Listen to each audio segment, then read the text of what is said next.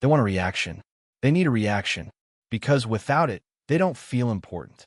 See, some people only feel powerful when they can get under your skin, when they can make you angry, when they can make you doubt yourself, when they can make you move emotionally.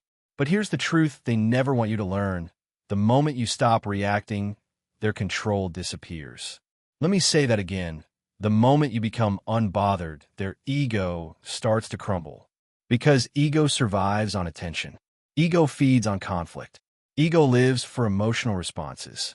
And when you look at someone who's trying to provoke you, and you stay calm, when you stay focused, when you stay locked in on your purpose, you don't just protect your peace, you expose their insecurity.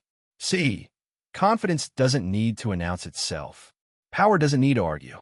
Strength doesn't need to explain. The loudest people in the room are usually the weakest inside. But the unbothered ones? They're dangerous because they move in silence. They operate with clarity. They don't waste energy trying to prove anything to anyone. And that's what destroys their ego.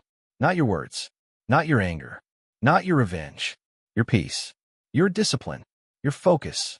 When you stop giving people access to your emotions, you take back control of your life. When you stop reacting to nonsense, you start rising above it. And when you rise, the same people who try to shake you will be forced to look up at you. So today, decide this. You're not here to entertain negativity. You're not here to feed fragile egos. You're here to build something so powerful that noise doesn't even reach you anymore. You don't need to fight them. You don't need to explain yourself. You just need to become unbothered and watch how fast their ego collapses. Collision being unbothered is not weakness, it's emotional mastery. And that mastery starts with understanding what power really looks like. Most people think power is loud, reactive, aggressive, and dominant. They think it's about winning arguments, proving points, and making sure everyone knows you're not to be messed with. But real power doesn't need noise. Real power doesn't need approval. Real power is the ability to stay centered when the world around you is trying to pull you off balance. When someone tries to provoke you and you don't bite, when they throw shade and you don't flinch, when they test you and you stay calm, you're not losing, you're leading the situation emotionally. Being unbothered means you are no longer controlled by external triggers. It means your mood, your energy, and your focus are no longer rented out to other people's behavior. Think about how many times someone has ruined your whole day just by saying one thing. One comment, one look, one message, and suddenly your peace is gone. That's not strength. That's emotional vulnerability.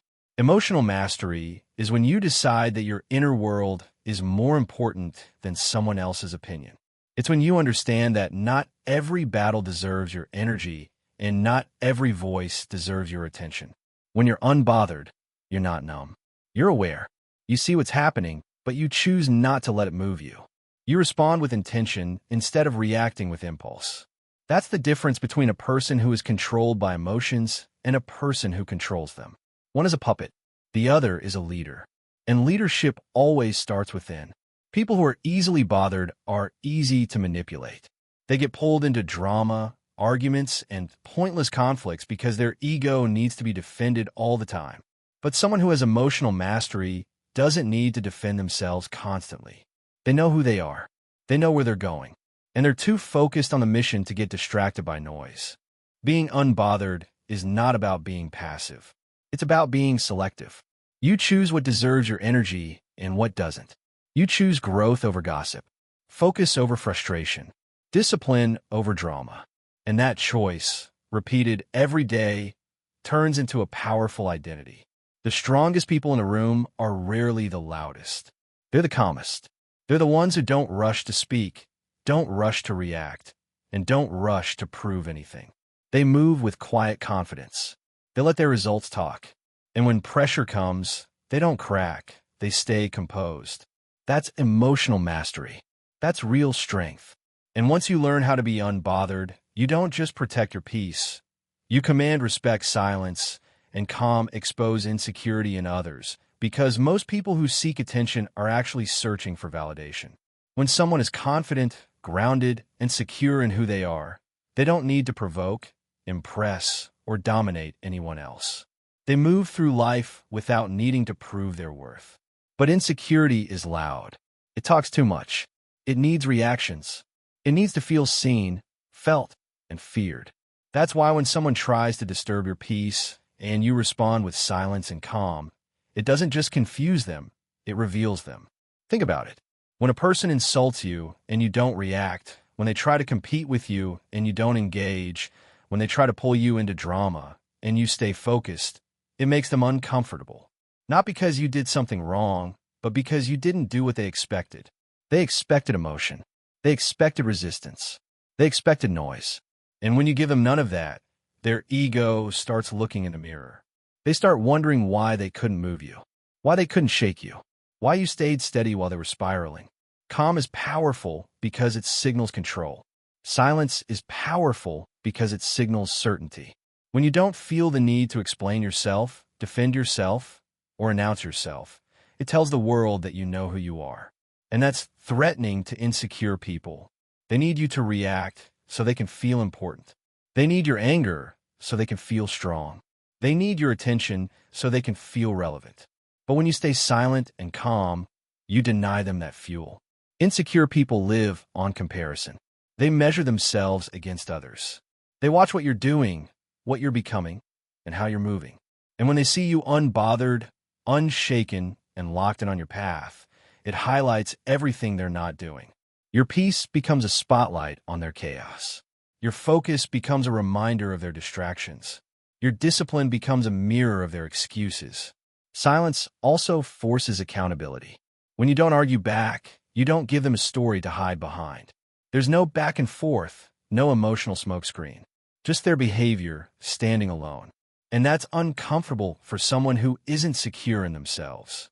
They want to blame, distract, and project. Your calm takes that away. Staying calm doesn't mean you're scared. It means you're aware. It means you see the game and you refuse to play it. It means you understand that not every challenge is meant to be answered, and not every voice is meant to be heard.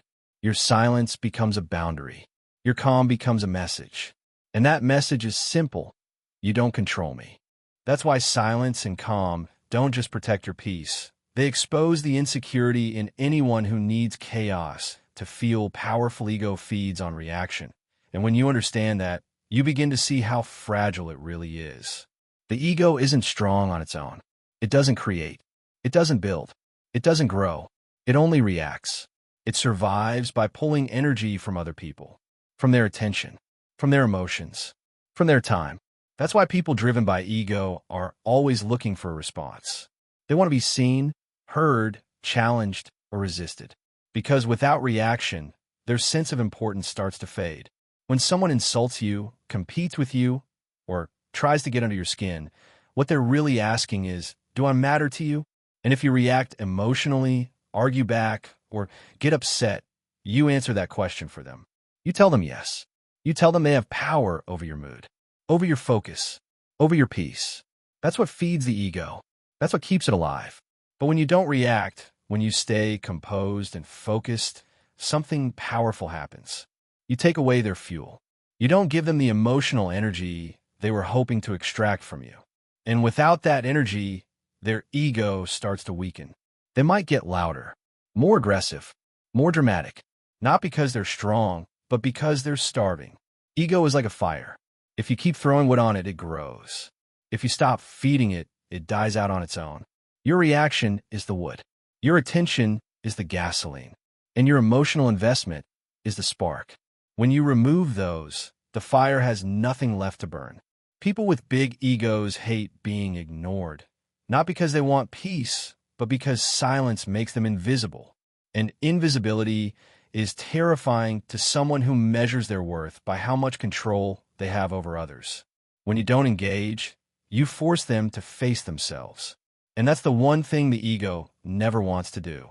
Starving the ego doesn't mean you become cold or heartless. It means you become intentional. You stop wasting your energy on people and situations that don't deserve it. You stop reacting to noise and start responding to purpose. You move from emotional impulse to disciplined action. This is where real power lies. Not in arguments, not in proving points, not in winning petty battles, but in choosing where your energy goes. When you stop feeding the ego of others, you free your own mind. You stop being pulled into distractions. You stop being dragged into drama. And you start moving with clarity. An ego that isn't fed will eventually collapse under its own weight. It can't survive in silence. It can't grow without attention. And it can't stand when it no longer controls your reactions. That's why the most dangerous thing you could do to someone who runs on ego is to take away your emotional response and stay locked in on your own path. Your peace is your greatest form of power because in a world that is constantly trying to distract, provoke, and overwhelm you, staying centered is an act of strength. Most people let their environment control their emotions. A bad comment ruins their day. A small setback shakes their confidence. Someone else's opinion decides their mood. That's not power.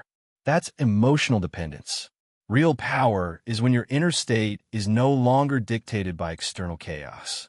When you can walk into pressure and stay calm, walk into noise and stay focused, walk into criticism and stay grounded, you carry something rare. You carry control. Peace doesn't mean nothing affects you.